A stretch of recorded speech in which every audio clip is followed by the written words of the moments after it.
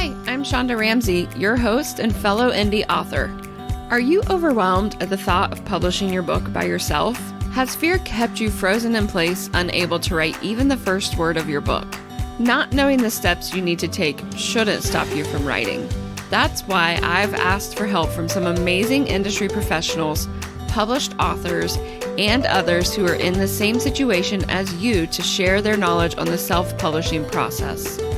Welcome to Dear Indie Author, where we inspire creative independence in every writer. Hi everyone, I am here with my friend Kim, and before we get started, we are going to do some rapid fire icebreakers. All right, Kim, are you ready for this? I'm ready. Okay. What's your favorite hobby? Writing. What is your go-to comfort food? Pizza. What is your favorite book genre? Children's fiction. Are you a morning person or night owl? I'm a morning person. What's your favorite vacation destination? The beach? Love the beach. Yes. Are you a coffee or tea drinker? Coffee. Beach or mountains? Beach? I kind of knew that one was coming. Are you a cat person or a dog person? I'm a dog person. Me too. What's your favorite season? Autumn. What's your favorite writing spot? My kitchen table. Are you a physical book or e-reader person? Physical book. And what's your favorite way to unwind after a long day? Usually reading. Great answers. That was awesome getting to know you a little bit more. Yeah. Can you tell us a bit about yourself and what inspired you to write Reflections of Joy? Well, first off, my name is Kim Mosiman. I am a wife, a mother, and a new grandmother. I have two grandsons. They're 8 months apart. The second one was just born this weekend. So I am a nutritionist and a personal trainer, and my husband and I owned restaurants. So I'm all kinds of things. My last career was running a gym. I owned a small boutique gym where we did 9-week challenges where people would come in, take a picture, share their hopes and dreams and what they wanted to do physically and sometimes emotionally. And there was a competition, and we learned how to eat and how to exercise and hopefully build friendships. And at the end, there was another picture and there was a winner. And it was awesome because for me, I had already gone through a small transformation phase where I had lost weight and felt really great about myself. And I felt like I was giving that back. I met a lot of really wonderful people. That's awesome. But yeah. But what I learned is that sometimes those short-term fixes and those what we think is the goal in the beginning is not what sustains us till the end. And that's where Reflections of Joy came to be. Just observations on the ups and downs of good health. Yes, I like that. I didn't realize that. That's really neat to tie that in together. Yeah. Your book offers a guide to balancing health and happiness in a busy world. What motivated you to share your journey and insights with readers? It started off as a how-to book. I thought that I had figured out the key to long-lasting health and happiness. And then when I retired and I closed my gym and I kind of stumbled into poor health or I gave up some habits just because I didn't have to wake up at the same time and had a little bit more freedom. And I kind of became my client. And so Reflections of Joy, though, while running the gym, it was a how-to manual. In living life after the gym, it became a how-I manual and how I got back to loving myself and how I learned to look in the mirror and love who I was, no matter what stage of life I was in. I like that. That's really neat. It's neat to see how when you go from one to the other, it's kind of like a okay, what now kind of situation. So I like how you transitioned it from a how-to to a how-I. I think that's really neat to see. In Reflections of Joy, you share your personal journey towards embracing a slow and sustainable approach to well-being. What were some key turning points or realizations along this journey? I have to tell you, menopause was probably the first turning point for me, because as a young woman coaching middle-aged women, I believed that their bodies could do what mine could do. And so I frequently, I think they would tell you that I always said, you can do anything for 15 seconds. You can do anything for 30 seconds. You can curb any habit. You can change yourself. But then hormones change and you're no longer that woman. And I learned so much about myself, and yeah, my whole viewpoint changed on fitness. And I learned that I had to be kind to myself, that maybe I couldn't perform high intensity cardio 7 days a week, or I couldn't lift weights 7 days a week. Arthritis kind of settled in, and I have an autoimmune that took over. Mm. I didn't have a choice. It wasn't just I'm done with this sort of thing. It's my body said, whoa, back up. You have to change what you're doing. Find something. And it made a big difference. My brain had always led my body. And as I reached middle age, it was like a big role reversal. I could see that. Definitely could see that. How did you navigate the challenges of post-gym retirement and prioritizing self-care in your daily life? Well, at first I just threw it all out the window, and I slept in late, and sometimes I had donuts for breakfast, and sometimes I didn't change out of my pajamas. Um, but I caught myself. Fortunately, I caught myself, and slowly turned it back around. I been a coach long enough and a nutritionist long enough, and I knew what to do. I just had to reach that point where I wanted to begin again. Mm. And beginning is always hard. Yeah. Even if you've started once, beginning again is hard. So It is.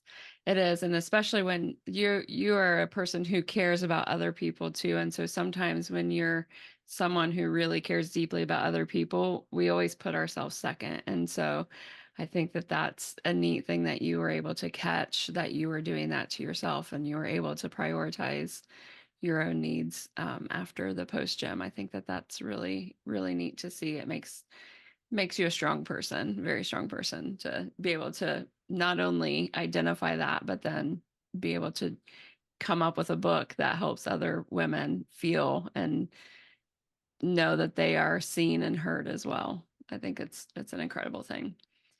As someone who wasn't initially a writer, what was your experience like transitioning to authorship? I've been a journaler for a long time, and I journaled when I was young and a young mom. I tried to record the things. And then when I had the gym, I journaled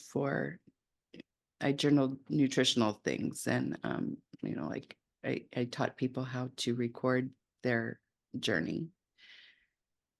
I had a lot of stories, and sometimes life is so busy that I don't remember. So I became an avid journaler. I try to capture a story as soon as it's ended, either through pictures or through words.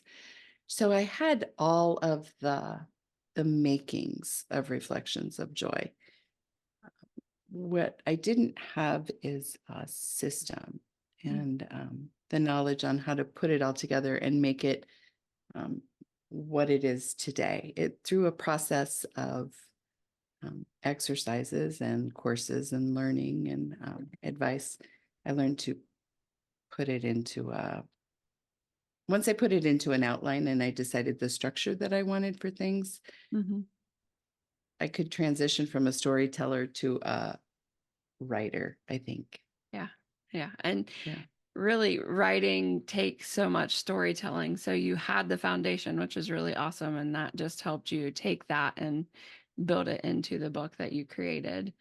What advice would you offer to aspiring authors who may be hesitant to share their own stories and experiences? You do such a good job of sharing yours, so I'd like to maybe help encourage others to feel confident to be able to do the same. I was very afraid to share my stories. And initially I thought, well, someone will disagree with me, or somebody may have seen it differently, or I don't want to hurt that person for not including them. And eventually you have to reach a point where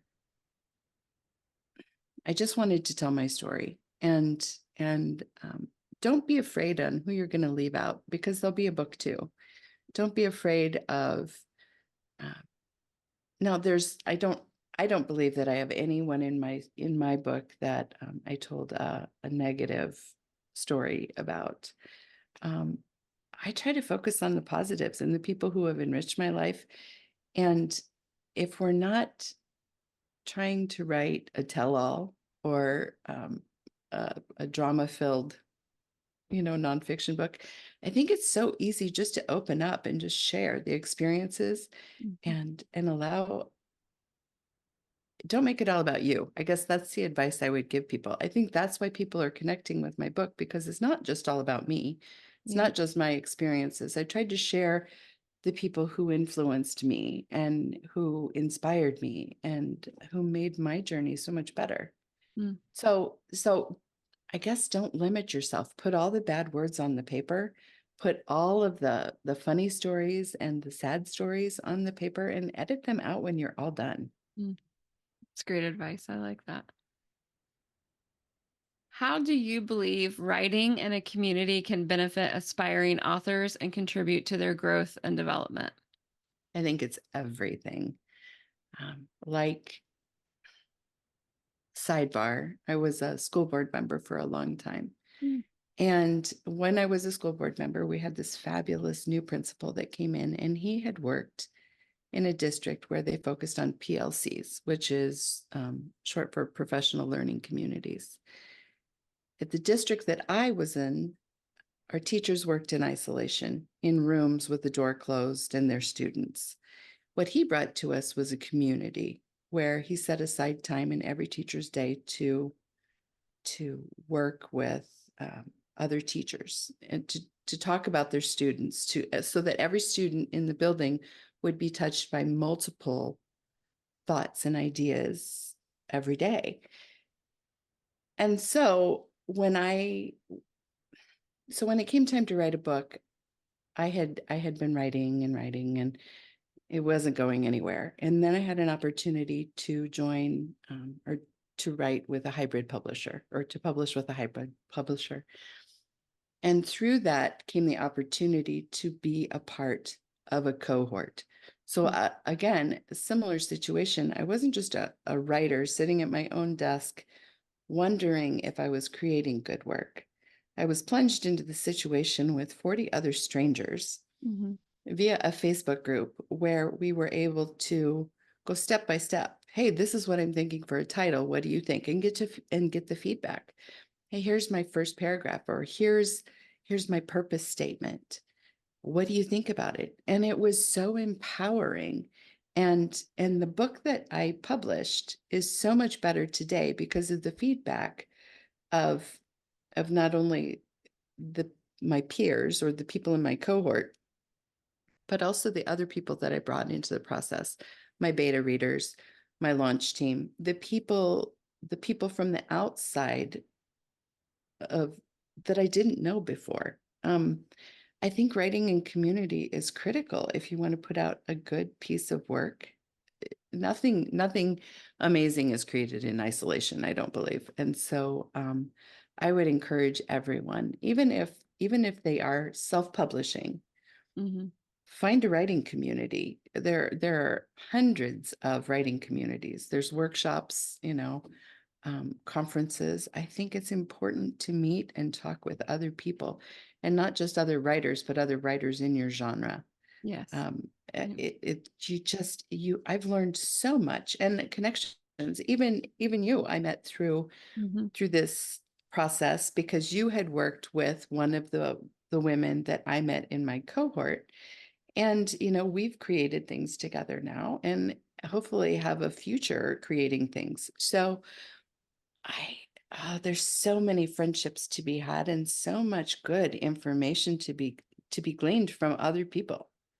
I So, agree. I definitely agree. I know when I first started writing my book too, it feels like you're in isolation just trying to get it out, but you can only read your own book for so many times. At some point, you need that feedback from other people because I always said I had my own bias. I thought it was, either terrible or great. And it was really interesting to get other people's feedback on the book. So definitely being a part of a community that can help you with that is great too. And I'm sure even aided with writer's block and things like that oh, too. absolutely. And I've had the privilege since that time to beta read for others in the cohort. And so beta reading would be reading before it reaches a, a, a state where it's ready to be published, right? It's like your final, or your final, not even proofread. I don't know, what would you call your final critique from Yeah, the outside world, right? before it Before it gets goes to published. published. Yeah. And some of these women, they just, as you know, you've written a book, you reach a point where you're like, I just don't know how to make this better. Hmm. And it's so amazing to read other people's raw work Hmm. and help them come to a place where they feel really good about what they're publishing. So, That's really neat that you do that for them. How have you personally experienced the power of community in your writing journey, and what role did it play in shaping your book? I know you kind of touched on that a little bit, but is there anything else that stands out from that experience for you? um, we talked about in the writing and my own. I used to coach. I think we didn't really touch on that. I did reach out when I reached that roadblock, and I didn't know how to pull it together. I was searching for that perfect thing, that made my reader um, want more. And I couldn't get there. I just couldn't get there. And so I hired a coach, and she, read through my book. We sat, we visited. She bounced some ideas off me and then let me run with it. She didn't tell me what to do, but she planted the seeds of opportunity. Mhm. And I think it's important. And most recently, if it wouldn't have been for my launch team and the people who supported me in that moment when my book was no longer mine to share, right? It was just out there for the world to pick up on their own. I don't know if I would have made it through. It was, I thought it would be like, woohoo, big celebration. And really, it's kind of like, oh no, what did I say? What are people going to think? Yeah. And surrounding yourself with great people at that end juncture is important as well. That's great advice. A launch team is definitely something that I think every author can benefit from having because it does help. It's another way too to get those even more advanced readers before because they get the copy of your book before the actual publishing date because they're in that pre-publishing stage. And so it's really great to hear that feedback. So then that way, once the book starts shipping, then you pretty much know what's coming next. So Yeah. that's Yep. pretty awesome. What do you hope readers will take away from Reflections of Joy, and how do you envision it impacting their lives? I hope that they take away the ability to look at themselves through a new lens. Um, I wrote I wrote specifically for women in their second act. That might be changing jobs. It might be the kids are gone, empty nest. It might be death, divorce. Just an opportunity to change your life. And so often when particularly as women, when we reach those moments, we reach them in a stage of desperation. And what do I do now? Ugh, and and there's joy to be found in every single part of our lives, and that begins with us. And so whether we want to change our jobs, whether we want to change our bodies, whether we want to change our health. I think it's important to love who we are at the moment, to see the good that exists now, and to look at the ways that we can move forward and make our lives even more joyful, even more special, even more memorable to ourselves. So that's what I hope, that if just one woman who is frustrated with herself and whatever that can be, can look in the mirror and say, you're not so bad after all. I feel like I will have done my job. Well, I can say I personally have read your book. I had the joy of being a part of your launch team, which was a lot of fun. And I know that your book actually was the catalyst to me taking control of my own health. So I just want to thank you for writing your story and sharing it, because I did resonate with it and you did help me. It just was right at the perfect time. It was such perfect timing for me to get your book. And just putting into practice some of the things that you suggest, as far as even something simple as logging every day, journaling what you're eating and what you're doing and how you're feeling. I've been able to just see patterns and things that have helped me, change and do things for the better. So I just want to encourage anyone who hasn't read it, that might be in the same or similar position and want to make a change, to pick up your book, because it's definitely worth it. And it does help. So thank That you for means that. so much. Yes, thank you. Thank you. Is there anything else you'd like to share with our listeners, or any upcoming projects or initiatives you're excited about? I have lots of things rolling around up there, and I'm not sure. There's ideas of another book, perhaps a similar book, but to a younger me. Um, Maybe a way that I could help a young woman avoid some of the roadblocks that I've encountered. I'm really feeling a pull to coach again. I loved my days at the gym. I didn't love 3 a.m., but I loved my days at the gym. And so I'm wondering if perhaps I can blend this love of reading and this love of writing and my love of people into something new for me. I don't know what that is, but I'm sure he'll let me know. So Yeah, I think yeah. it'll be really neat to see what unfolds from that. I think that's neat. That's a good idea. Yeah.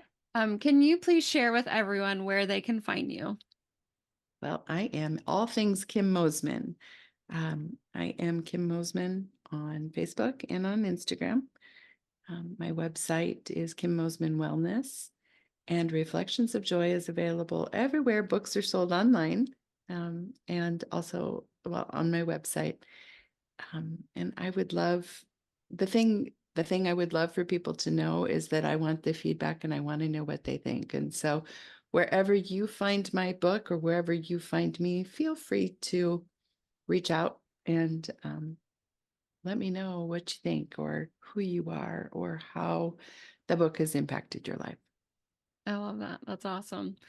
I'd love for you to share the letter you wrote to our audience as we close up today's interview. Dear indie author, I am so proud of you. I know how hard it is to push through, but it's worth it. It's worth it to the people you love and to the ones who love you. There is someone who doesn't even know you yet, who is going to pick up your book and turn their world upside down because you took the time. You'll make a difference, and there's a chance you'll never know, except in your heart, you already know. Share your stories, share your authentic self, and make the world a kinder place. All my love, Kim. Hey writers, have you tried to start writing only to get frustrated and give up before you get anywhere? Are you ready to take your novel from idea to completion? Join us for November to New Year, Novel Writing with Authentically Created, a 3-month writing workshop. Starting October 1st, we'll guide you through plotting and planning your novel before we get started with writing. Plus, it's free to participate. Sign up now to join other writers in this exclusive community. Visit authenticallycreated.com for more details. Plot, write, and finish your rough draft by New Year's. Let's make this the year you finally write that book. Thanks for listening. I'm your host, Shonda Ramsey. For the show notes and links, head over to shondaramsey.com and don't forget to join in on the conversations on Facebook. Be sure to subscribe so you don't miss a show and write a review where you listen to podcasts. Until next time, always remember, every writer deserves to see their words in print.